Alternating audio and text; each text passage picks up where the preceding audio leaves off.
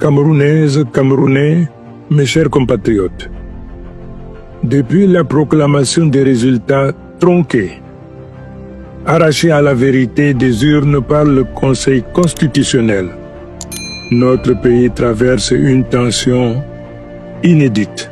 Une fois encore, la volonté du peuple a été confisquée, la souveraineté populaire piétinée.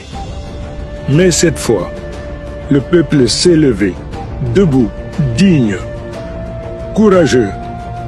Il dit non à la confiscation du pouvoir. Dans toutes les régions, du nord au sud, de l'est à l'ouest, les Camerounais se sont exprimés pacifiquement avec la seule arme que leur accorde la Constitution, leur voix. Et pourtant, cette voix a été accueillie par le fracas des armes. Des balles réelles ont répondu au chant de liberté. Nos parents, nos enfants ont été fauchés dans la fleur de l'âge et les marches pacifiques ont été transformées en répression aveugle avec des délits de faciès. Aujourd'hui, le bilan provisoire est lourd. Arrestation arbitraire des leaders politiques, d'acteurs de la société civile, de créateurs de contenu et de milliers de manifestants, des centaines de morts et de blessés, des familles entières plongées dans le deuil, rappelant les épisodes traumatisants de 1984. Mais pendant que le peuple pleure ses martyrs, les responsables de cette tragédie festoient sans pudeur, exhibant sur les réseaux sociaux leur cynisme et leur mépris du peuple. Dans une vidéo rendue virale, le président du Conseil constitutionnel lui-même, dans l'ivresse du champagne, s'est vanté d'avoir assuré la victoire du président sortant. Quelle honte pour notre République! Mais que ceux qui croient que la peur nous fera plier se trompent lourdement. Un peuple qui a perdu la peur est un peuple invincible. Camerounaises, Camerounais, malgré ce climat de terreur orchestré pour nous faire reculer, nous n'allons pas céder. Je vous appelle donc du lundi 3 au mercredi 5 novembre à observer des villes mortes. Que le pays tout entier se fige pour que le monde entier sache que nous résistons et que nous ne céderons pas. Gardons nos commerces fermés, suspendons nos activités, restons chez nous, en silence, pour montrer notre solidarité et rappeler à ce régime que la force d'une économie, c'est son peuple, et ce peuple ne le reconnaît plus comme son leader. Peuple camerounais, l'heure n'est plus à la peur ni à la division. Restons debout, unis, fiers et solidaires face à ceux qui, dans un cynisme machiavélique, invoquent la paix tout en semant la terreur et en régnant sur la misère et le sang.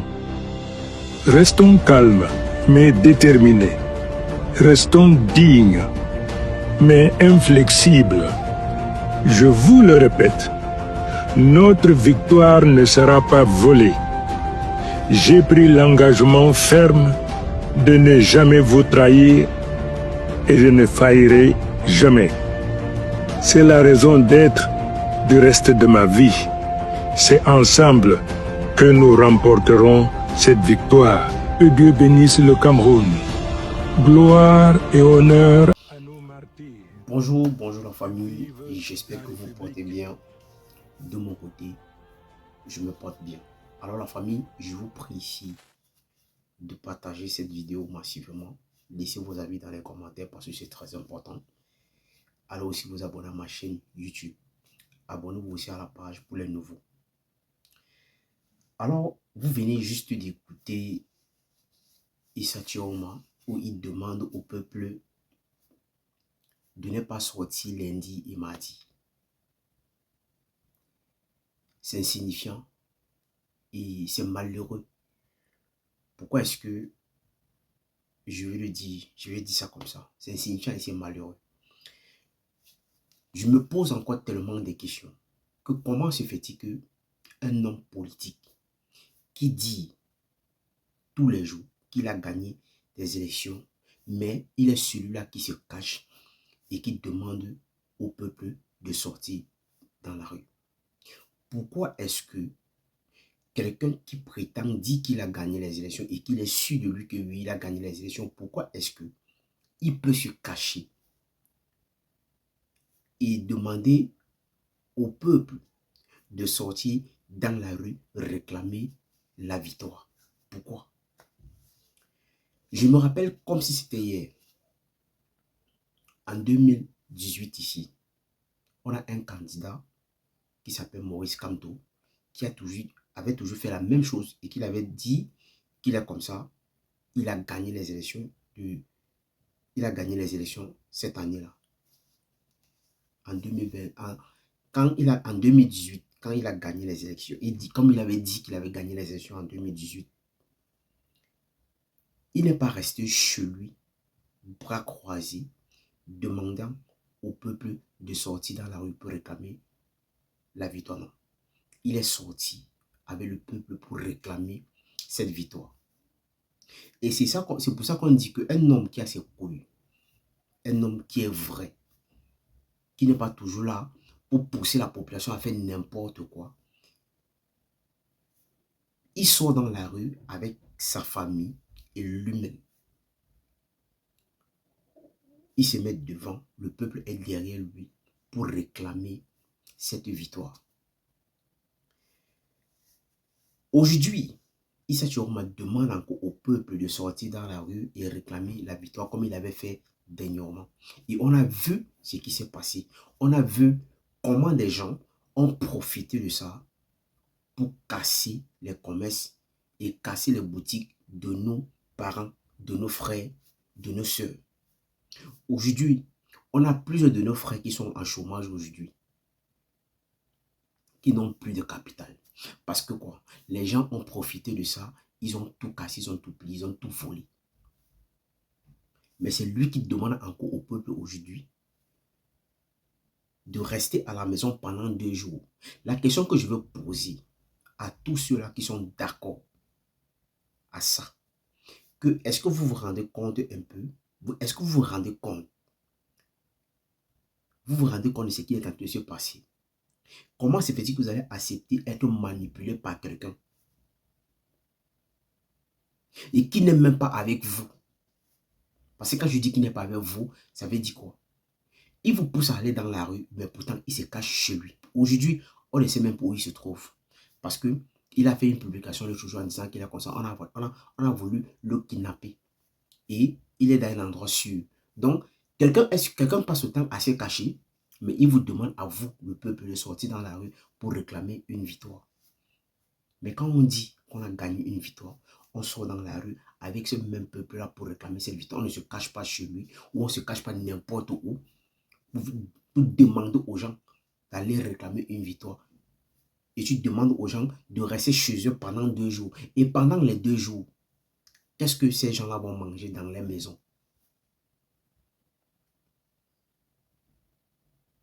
Tu as distribué de l'argent ou tu as distribué du riz à tout ce peuple-là qui vont rester à la maison pendant 2 jours à rien faire. Entre-temps, tous ces gens-là qui ont perdu leur commerce et tout, qu'est-ce que tu as fait de ça? Qu'est-ce que tu as dit? Et quelles mesures tu as pris pour tous ceux-là qui ont perdu leur commerce la semaine passée?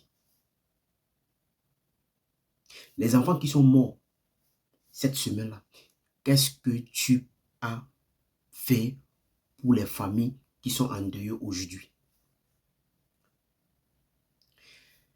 Moi, je me dis parfois que nous sommes un peuple vraiment que je ne comprends pas. Donc, on peut nous manipuler facilement. Oui, on peut nous manipuler facilement. Donc, c'est pas parce qu'on a besoin d'un changement dans notre pays qu'on va accepter n'importe quoi et n'importe qui. Hier, il a servi ce même régime. Aujourd'hui, il est contre ces gens-là. Pourquoi? Pour une grande cause. Il n'y a que lui qui sait pourquoi est-ce que il a décidé de quitter. Donc, il a décidé de démissionner et déposer sa candidature pour être président. Il y a beaucoup de choses qui se passent derrière cette histoire. Et aujourd'hui, les qui sont en train de payer, c'est la population qui paye. Et ça paye cash. Voilà nos frères, nos soeurs, nos mamans, qu'on a cassé les comptoirs partout au marché, qui ne font plus rien aujourd'hui. Ils sont à la maison, ils ne font plus rien. Pourquoi? Parce qu'ils n'ont plus aucun capital. Tout ça va dans quel compte? Ça va dans quelle perte? Qui est en train de perdre aujourd'hui? C'est la population qui perd. Lui, il est chez lui, il est tranquille dans son coin. Mais il vous demande à vous, le peuple, de sortir. Et comme ça ne suffit pas, les soi-disant blogueurs qui sont en Europe ici, qui sont payés pour manipuler la jeunesse, parce que pour eux, ils ne vont plus, donc ils ne vont pas rentrer au pays maintenant. Ils ont encore peut-être pour 7 ans dehors. Donc tant que ce régime-là est en place, ils ne vont jamais rentrer au Cameroun. Et leur but à eux, c'est de faire quoi? C'est de mettre le feu dans ce pays. Parce que c'est un profit, ça serait un profit pour eux. Si peut-être vous ne connaissez pas, c'est qu'eux-mêmes ils sont en train de préparer. Parce qu'aujourd'hui, en mettant du feu dans ce pays, plus tard, on va les féliciter qu'ils ont fait du bon boulot. Et ils seront vraiment récompensés par rapport à ce qu'ils sont en train de faire aujourd'hui. N'acceptez pas la manipulation de certaines personnes. Parce que eux, ils sont à l'extérieur. Ils ont tout fait pour sécuriser les familles. Mais vous, vous êtes exposés. Et c'est vous qui allez payer les pots cassés. Arrêtez d'être manipulés par certaines personnes. S'ils aiment vraiment ce pays-là et que peut-être ils veulent vraiment changer des choses dans ce pays, mais qui payent les billets d'avion, qui viennent au Cameroun avec vous, marcher avec vous. Ils ne vont pas rester derrière les téléphones et vous demander de sortir dans la rue et donc vous indiquer les maisons des gens que vous allez aller casser. Mais après demain, les qui seront dans les problèmes, c'est vous. Parce que quand on va vous arrêter, vous allez peut-être, on va vous mettre en prison. Eux, ils seront en train de vivre leur vie tranquillement. Manger, dormir, faire de la fête tous les jours. Mais les gens qui vont subir, c'est vous. Donc, n'acceptez pas la manipulation par certaines personnes. Donc, si Issa Chiroma lui-même, il a besoin vraiment de réclamer cette victoire, ça ne sert à rien de se cacher. Qu'il sorte de sa cachette, il vient marcher avec vous. Alors, si c'est la première fois que tu passes ici, il faut liker la vidéo, il faut partager, surtout abonnez-vous à la page pour ne pas rater les prochaines vidéos. Laissez vos avis dans les commentaires parce que c'est très important. Abonnez-vous aussi à ma chaîne YouTube.